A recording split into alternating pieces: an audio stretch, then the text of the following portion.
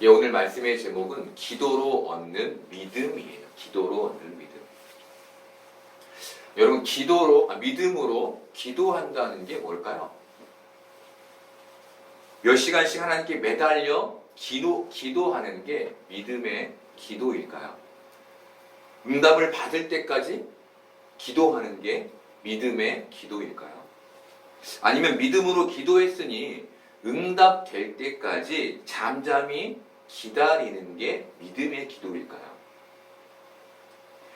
몇 시간씩 기도하고 작정하여 기도하자니 우리 안에 믿음이 없는 것 같고, 기도했으니 잠잠히 기다리자니 뭔가 내가 해야 할 일을 다 못 마친 것 같은, 간절함이 내게 부족한 건 아닌지 생각하게 되는 그런 기도의 시간을 우리가 경험하지 않나요? 오늘 말씀 우리가 현실에서 겪는 기도의 생각에 대해 정리할 수 있게 해줘요. 불의한 재판장 비유로 말해지는 오늘 비유는 인내의 기도, 소위 끝장을 보는 기도로 많이 소개되었고, 그런 내용으로 우리가 이 말씀을 묵상하죠. 그런데 우리가 생각해 봐야 할 것은 인간인 우리가 하나님을 향해 끝장을 보는 게 가능한가? 인간이 하나님과 끝장을 볼 수 있나? 라는 거예요. 여러분, 인간이 하나님과 끝장을 볼 수 있나요? 여러분, 내 간구를 하나님께 관철시키기 위해 끝까지 기도하는 게 맞을까요? 내 간구를 위해 기도하다 보니 하나님께서 하나님의 뜻을 내게 알려주셔서 그 간구의 기도를 멈추게 되는 게 응당 옳지 않을까요? 내가 하나님과 끝장을 보는 것이 아니라 하나님이 그 기도에 응답해 주시는 게 우리 기도의 마침표가 되어야 하지 않을까요? 그래야 하나님은 하나님이 되시고 우리는 피조물이 되는 것 아닐까요? 오늘 예수님은 기도로 말씀을 시작하신 후 믿음으로 그 말씀을 마치세요. 기도에 대해 말씀하시는 게 아니라 믿음에 대해 말씀하신다는 거예요. 여러분, 예수님은 바리새인들에게 항상 기도하고 낙심하지 말아야 할 것을 말씀하셨어요. 그리고 불의한 재판장의 비유로 그것을 설명하셨는데, 예수님은 불의한 재판장을 하나님을 두려워하지 않고 사람을 무시하는 사람으로 소개해요. 하나님을 두려워하지 않고 사람을 무시한다는 것은 신앙이 없고 사람을 사랑하지 않았다는 거예요. 그런데 불의한 재판장은 첫째로 하나님을 사랑하고 둘째로 이웃을 사랑하라는 율법 조문과 완전히 대치되는 사람이었던 거예요. 그런데 한 과부가 자주 이 불의한 재판장을 찾아가 자신의 원수에 대한 원한을 풀어달라고 간구해요. 사람을 귀하게 여기지 않는 재판장이 과부의 말에 귀를 기울였을까요?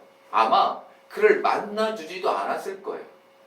그런데 얼마 후 재판장의 마음속에 이런 생각이 들어요. 4, 5절 볼까요?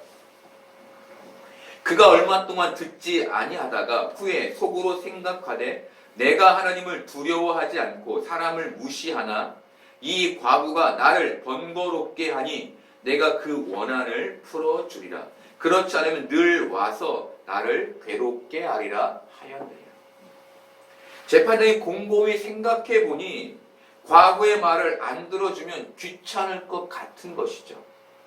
매일매일 법원 앞을 찾아와서 시위를 하면 그게 얼마나 귀찮겠어요.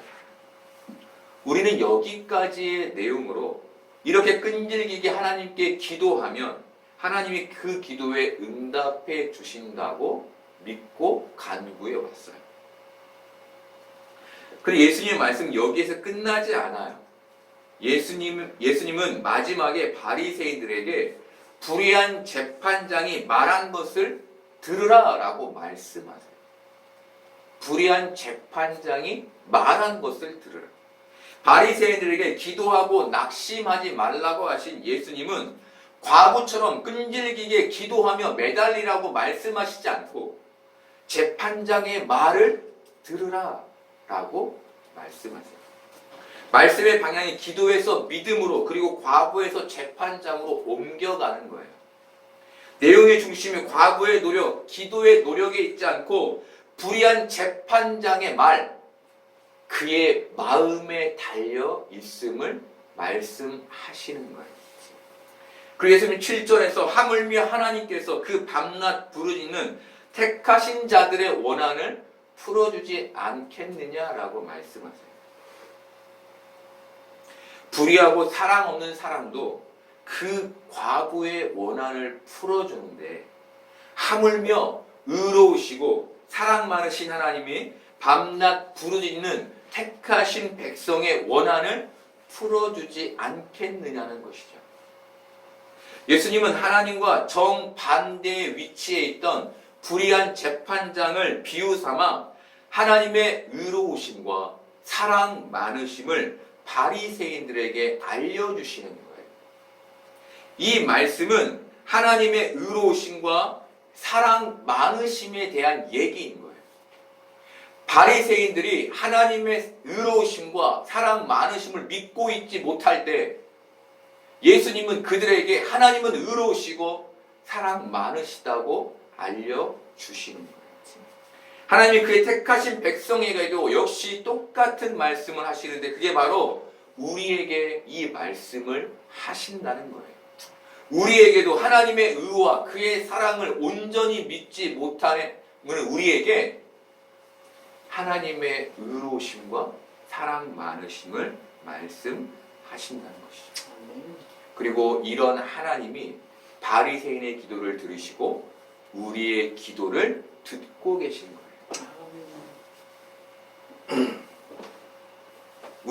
우리 하나님은 우리의 기도를 외면하거나 우리를 미워할 수 없으세요.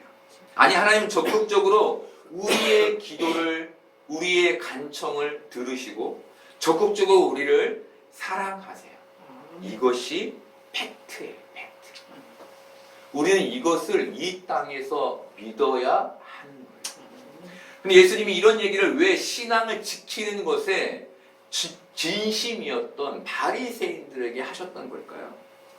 율법주의자였던 바리새인들은 율법을 지켜내는 것으로 의를 쌓으면 하나님이 그들을 다시 축복하실 것이라고 믿었어요. 자신의 조국 이스라엘을 로마에서 구원해 내실 것이라고 믿었어요. 그것이 자신의 의에 달려 있다고 생각했어요. 그들은 의를 쌓아내므로 축복을 얻을 수 있다고 믿었어요.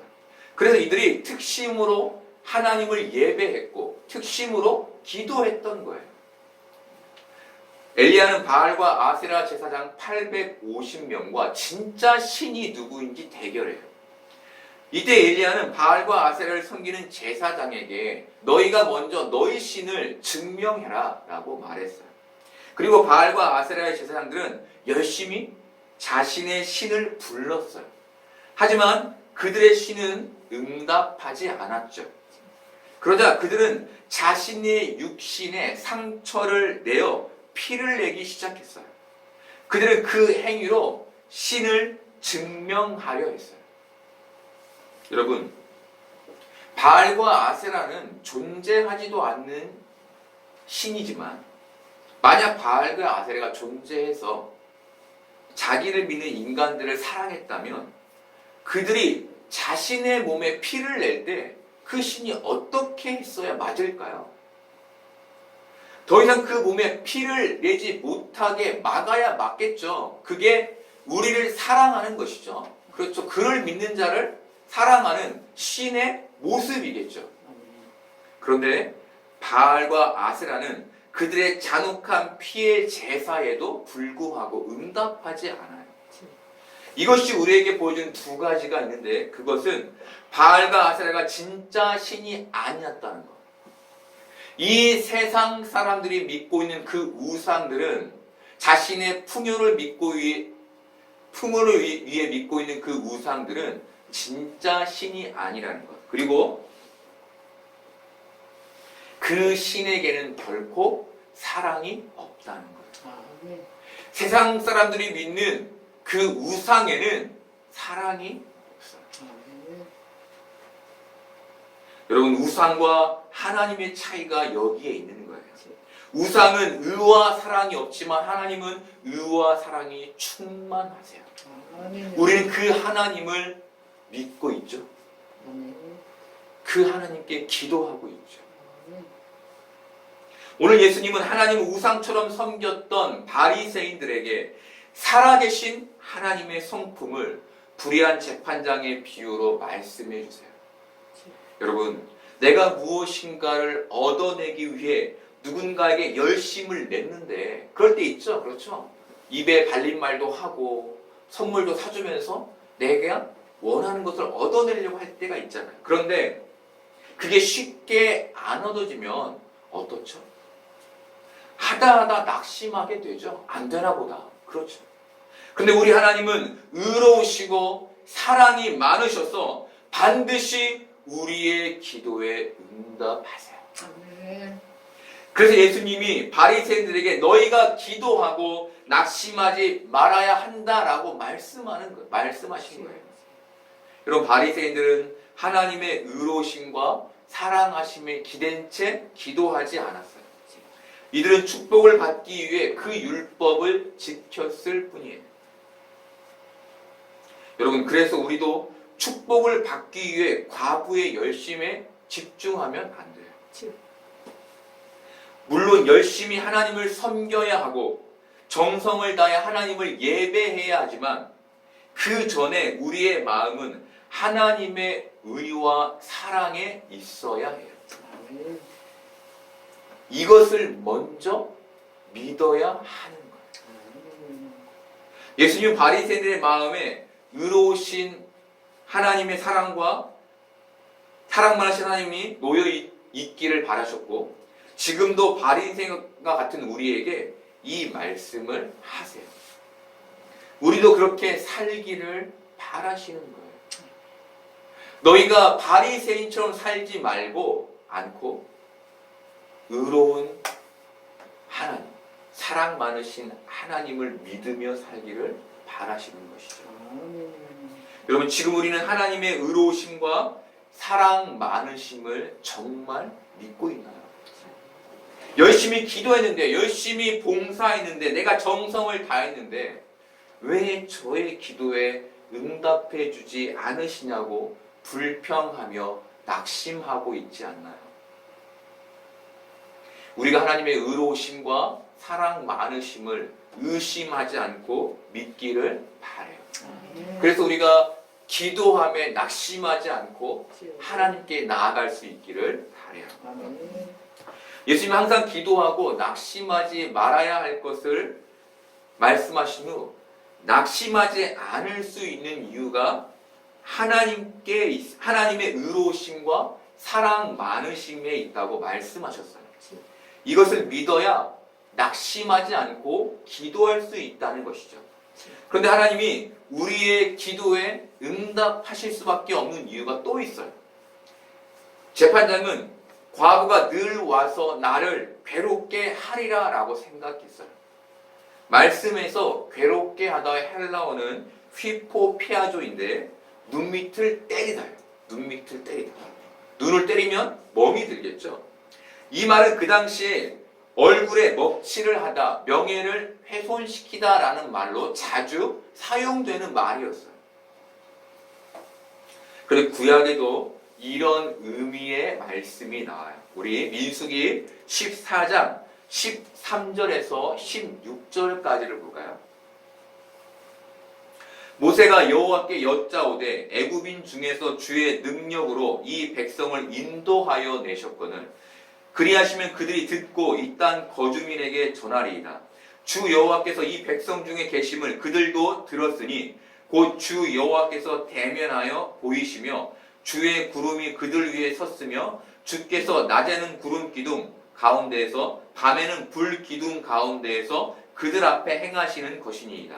이제 주께서 이 백성을 하나같이 죽이시면 주의 명성을 들은 여러 나라가 말하여 이르기를 여호와가 이 백성에게 주기로 맹세한 땅에 인도할 능력이 없었으므로 광야에서 죽였다 하리라. 모세는 하나님께 이 백성을 애굽에서 인도해 내신 분이 하나님이신데 이들이 이 광야에서 다 죽는다면 하나님의 능력이 없어서 그렇게 됐다는 소문이 모든 세계에 전해질 것입니다라고 말해요. 쉽게 말하면 하나님 얼굴에 먹칠하지 않으려면 이들을 살리셔야 합니다라고 말하는 것이죠. 하나님 모세 얘기를 듣고 그 백성을 죽음 가운데 놔둘 수 없었어요. 그래서 그들을 살리셨어요. 여러분, 하나님께서 우리를 살리시기 위해 우리에게 생명을 주시기 위해 의와 사랑을 담아 이 땅에 보내주신 분이 계시죠. 그분이 누구신가요? 예수님이시죠. 하나님의 의와 사랑을 담은 예수님은 이 땅에서 하나님의 사랑을 보여주셨고 그분의 의로 우리의 죄를 대속하셨어요. 우리에게 완전한 의를 선물하셨어요. 그리고 우리는 우리의 죄를 대신해 십자가에 죽으신 예수님을 믿음으로 그 의를 얻게 되었고 하나님의 사랑 안에 거하게 됐어요. 하나님은 광야에서 죄 가운데 죽어야만 했던 이스라엘을 살리셔서 그의 능력을 보이셨던 것처럼 하나님은 완전한 의와 완전한 사랑을 예수 그리스도에 담아 우리에게 보여주심으로 우리의 죄를 대속하심으로 그의 능력을 보여주셨어요. 예수님이 하나님의 의와 사랑의 증거이기 때문에 우리가 예수님을 믿을 때 하나님의 의와 사랑을 믿게 되는 거예요. 그렇게 하나님은 그의 얼굴에 먹칠을 하지 않기 위해 의와 사랑으로 예수님을 보내주셨고 예수님을 통해 우리는 살게 된 것이죠. 그래서 우리는 소망이신 예수님으로 인해 기도하며 낙심하지 않아야 하는 거예요. 여러분, 우리에게는 불의한 재판장이 과거의 원한을 듣지 않았던 얼마 동안의 기간처럼 우리의 기도가 응답되지 않는 얼마 동안의 기간을 경험하게 될 거예요. 그 기간은 간절함과 애씀이 있겠지만 답답함과 어려움도 함께 있는 시간일 거예요. 하지만 예수님을 믿는 자들은 하나님의 의와 사랑을 예수님에게서 보았기 때문에 기도하고 낙심할 수 없는 거예요. 이게 바로 예수님께서 인자가 올 때 세상에서 믿음을 보겠느냐라는 말의 뜻인 거예요. 끝까지 믿음으로 기도하며 의와 사랑의 하나님을 믿음으로 기도하며 나아갈 때 그것을 예수님이 보기를 원하시는 것이죠. 그런데 저는 여기에서 한 가지를 더 생각해 보려고 해요. 그것은 믿음에 대한 것인데 바로 하나님과의 만남이에요. 저는 대학생 때 3박 4일간의 수련회 기간 동안 한 가지만 가지고 기도했었어요.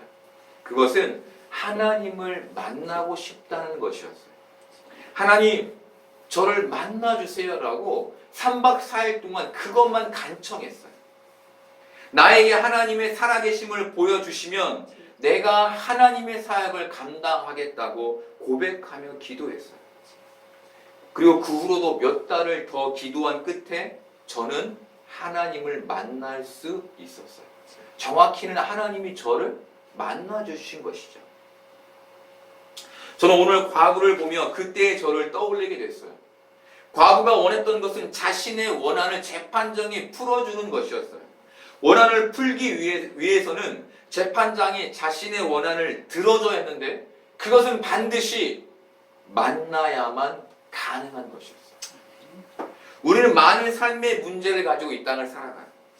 그 문제는 늘 우리의 발목을 잡고 우리를 근심과 걱정으로 몰아넣어요. 그래서 우리는 기도할 수밖에 없어요. 기도하지 않으면 살 수 없기 때문이죠. 중요한 것은 이 기도의 핵심이 하나님과의 만남에 있다는 거예요.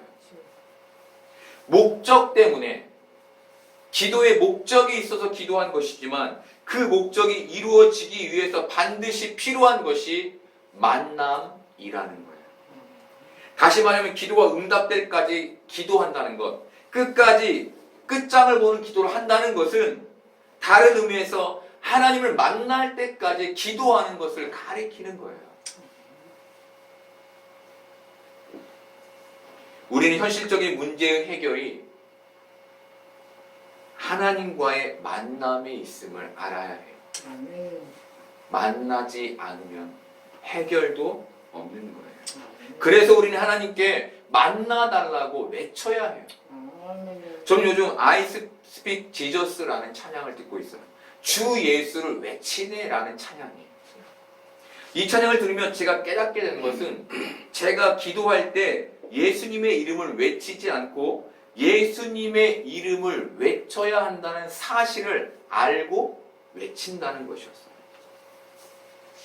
저는 예수님, 예수님이라고 외쳐야 했는데 예수님의 이름을 외칩니다라고 말하고 있었어요. 예수님의 이름을 외칩니다.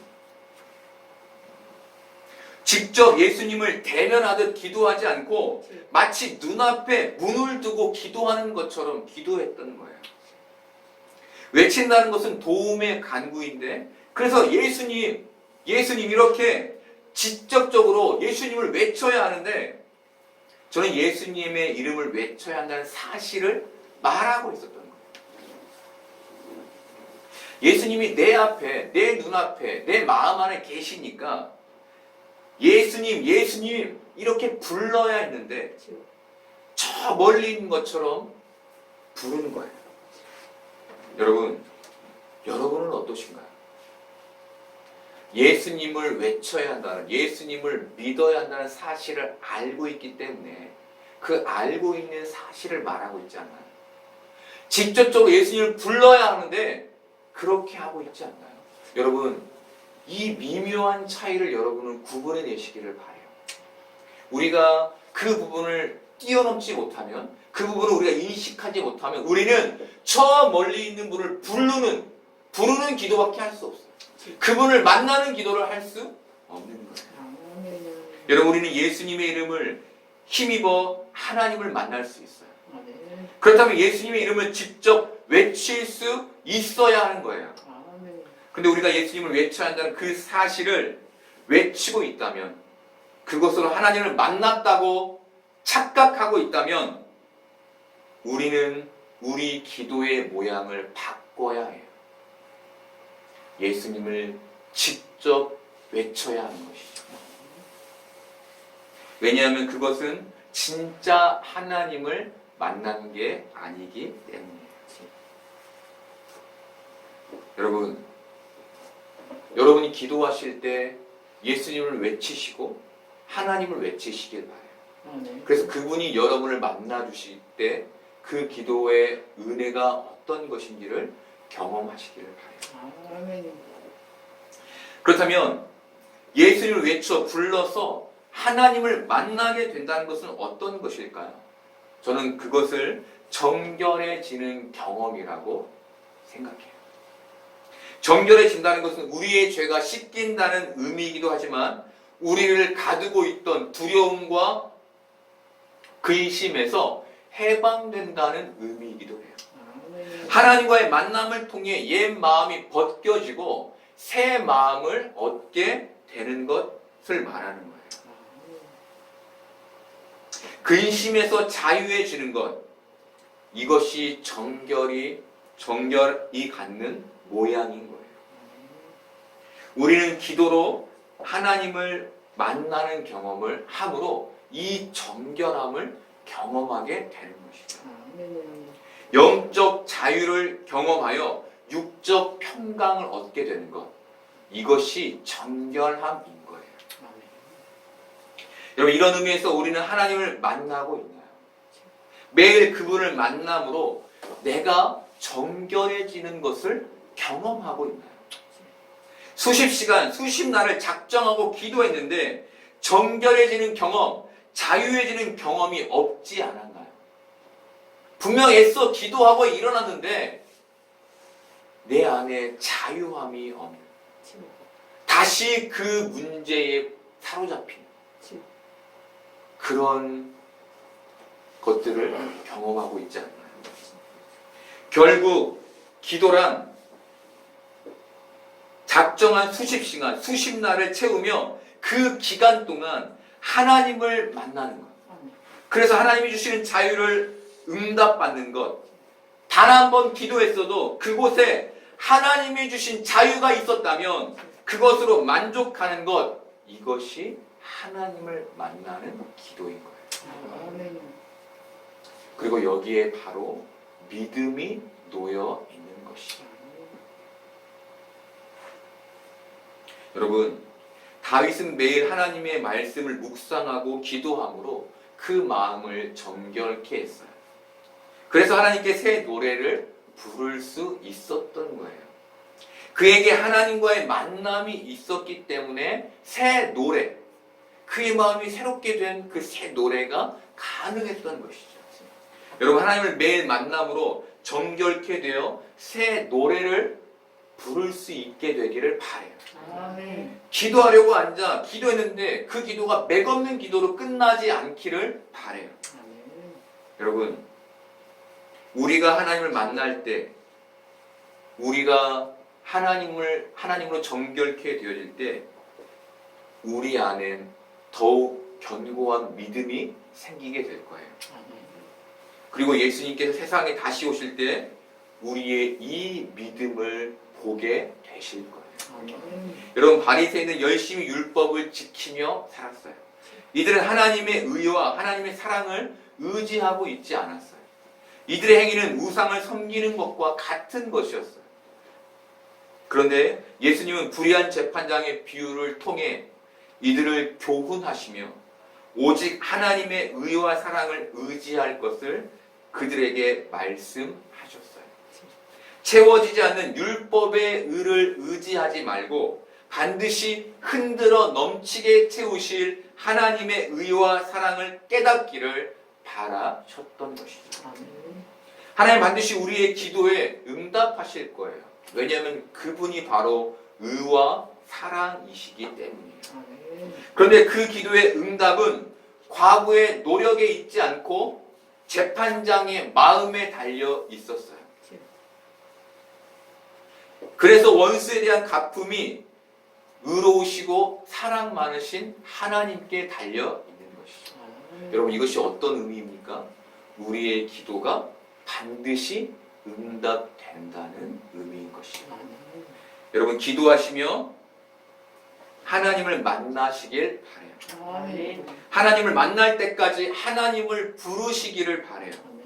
과거의 간청처럼 매일 기도할 때 매일 그렇게 하나님 저를 만나달라고 떼쓰시기를 바라요. 그래서 그분이 여러분을 진짜 만나주시는 은혜의 경험을 하시기를 바라요. 그리고 하나님의 만남으로 여러분이 기도했던 그 문제의 해결을 받게 되기를 바라요. 그리고 하나님을 만나는 그 삶이 믿음의 삶인 것. 내가 단지 무엇인가를 막 열심히 해나가는 것이 믿음의 삶이 아니라 하나님을 만나는 것이 믿음의 삶인 것을 깨닫기를 바라요. 그래서 인자가 세상에 오실 때 우리의 믿음을 그분께 내어드릴 수 있는 여러분들 되시기를 소망해요.